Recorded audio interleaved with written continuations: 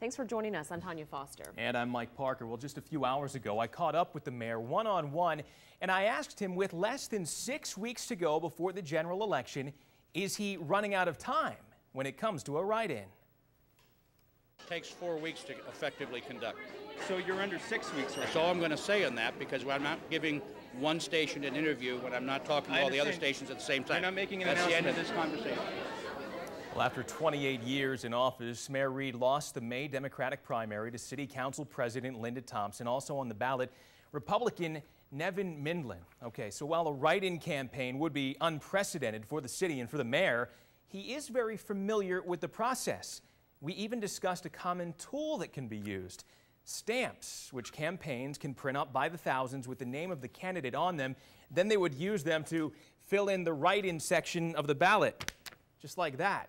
But no word on if any of these stamps are already being made with the name Stephen Reed. 3 years after a Harrisburg area community college student is murdered, police make a major break in the case. And tonight, a suspect is in custody. As CBS 21's Jamie Myers explains, the night in question brought together two men from two very different backgrounds. Many of you might see this as a confusing situation. Harley-Davidson, we know, is cutting jobs, but now we're finding out they're recruiting new workers at the very same time. How about this for a statistic? Pennsylvania is one of the worst states in the entire country when it comes to driver safety. This is according to word from a new report released this week. While many of us have been trying to beat the bitter cold over the past few days by staying indoors, others really have no choice but to face it out on the job. Yeah, well, you know, on the other side of things, for those who enjoy this type of weather, I was telling you about one of my own winter hobbies, because this cold weather is perfect. Yeah, perfect rice fishing time. Well, a man plugs his cell phone into an outlet to charge the battery, and while it's plugged in, he gets a call and he answers it. Mike, I can't wait, and I cannot wait to see what's behind you. What's the best part so far? The best part is the holiday spirit coming early tonight. Watch this. What's the power I wield here tonight as the holidays kick off in Harrisburg. A 1 and a 2 and a dashing through the snow in a one-horse open sleigh. Look at that. Instant Christmas carols. I love it. What are you greasing that thumb up there? Because you told me that if I took a wet willy from Hunter, that we would get those phones ringing. Is that right?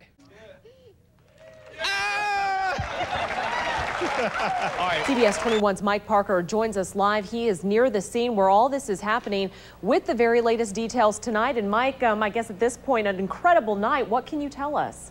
Yeah, an incredible night here along Harrisburg's riverfront. Still just a little bit of a scene here as the emergency responders who came by the dozens tonight after reports that the pride of the Susquehanna River, the famous paddle boat, the dinner boat, was floating unmanned down the Susquehanna River tonight, about a mile or so north of City Island. Not exactly sure who that call came in from, but somebody told me it probably wasn't even from somebody on the boat. They said it was probably from another boater who noticed the pride of the Susquehanna kind of just floating out there on its own.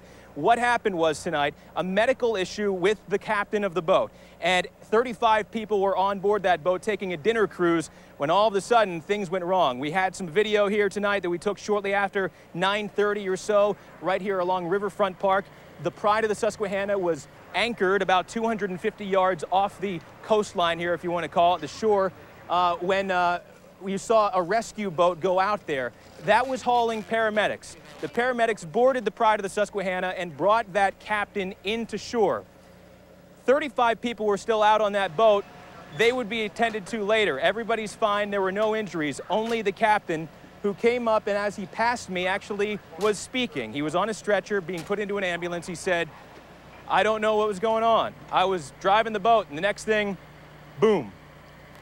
I'm told tonight that this captain is an 80-year-old captain who is a veteran who has been on the pride of the Susquehanna for years, and this is the first time that anyone in the city related to the boat can remember anything happening like this, and that includes the city's mayor. Here on, on June the 12th. It may as well be Friday the 13th, you'd think. In 21 years, I'm sure there's been at some point somebody had to be removed from the riverboat with a medical problem. I don't ever remember it involving the captain, though. All right, so let me take you over here. That was Harrisburg Mayor Stephen Reed giving us a comment. Off in the distance, City Island, about a mile and a half or so south of us here along Harrisburg's Front Street. The pride of the Susquehanna is docked tonight. I do not expect that it will be going back out on the river tonight. Of course, we have more coming up on an earlier incident involving the same riverboat that was equally as scary that we had reported earlier tonight on CBS 21 News at 5, 5:30, and 6. The 35 people aboard that riverboat are okay again. It is that captain who we're not able to identify tonight because they weren't sure if his wife knew of his condition. Again, he was alert, he was talking, everything seems to be fine with him, but boy, oh boy, a crazy night on the Susquehanna River. Tanya, let's send it back to you. Our Mike Parker is live in Harrisburg tonight with the latest on that. Mike. Yeah, Kelly, we got a really good look at some of that minor flooding that was going on around uptown Harrisburg this morning and into this afternoon. And of course, when the unpredictable happens like that flooding, well, oftentimes the first line of defense is the city fire department. So today, when the guys from Station 1 here got dispatched to check some stuff out, we hitched a ride as they took care of some business. Yeah, I still don't see any storm drains. And it was fairly laughable as we first headed out on duty. There were reports of several flooded intersections, but each time the guys aboard Tower 2 would find a flooded spot, something else would happen. Like when this car got stuck on North 6th Street. Plus, with plow trucks constantly tossing slush, just finding a blocked drain can be difficult. Finally, at North 2nd and Division, we located a flooded section, found the drain, and got the excess water off the street. Something the firefighters say anyone can do. Just a little bit extra time on your part shoveling the hydrant. Storm drains just makes everything easier for everybody in the city. Certainly does, and we saw how you can safely and effectively shovel that snow away from the storm drain and get that water moving. Another thing happens to be, like Captain mentioned, was this fire hydrant situation that we've got. A lot of these things are still blocked. This one of the firefighters actually cleared for us, and this is the proper way to do it. Although we've got some snow out here on the road, that's going to happen. You've got about 3 feet on either side of this thing so that it provides easy access for the city fire department in case of an emergency. Another thing that Tom Russell was just mentioning at the top of the newscast, take a look at these branches right here. Now, this ice that's formed on limbs like this really makes them brittle. The same thing is happening to power lines all around the city and all across the area. If a heavy branch would fall onto a power line, that line could go down. It could be a live wire on the ground. The advice from the fire department, let it be. Call 911. The fire department and the police will come out and inspect it, make sure that, see what the situation is, and get the proper utility company out there to repair it. Just stay away from it. That's the best advice. We're live in Harrisburg. Mike Parker, CBS 21 News. This time we've got our test dummy postured right over top of this huge Roman candle cake. Once we light this thing, 25 of these explosives are going to come shooting out right into this guy's face. So let's play banker. If each one of these $10 bills is really $1,000, this is $460,000. The same amount of money that South Middleton Township says the Capital Tax Bureau owes them. In a township of 15,000 people, that's about $30.65 per person. Hi, Mike Parker here, reporting from the Arctic North. All right, you busted me. We're just north of Harrisburg, but I'll tell you what, the recent melting here on the Susquehanna River has left some people in Marysville with these huge ice jams deposited right on their lawns. Just a standard waiver. Standard waiver. Feel free to read. As a reporter, I've seen suspects go down from a taser, but you can't imagine the feeling.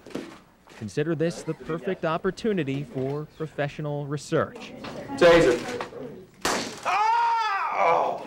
Ooh, yeah! So let's put this in terms of, say, chocolate bars. If about 600 workers here at the Hershey plant decide to trade in their jobs for early retirement, well, that means that about 1/4 of the jobs here of the 2,200 at the plant will be lost.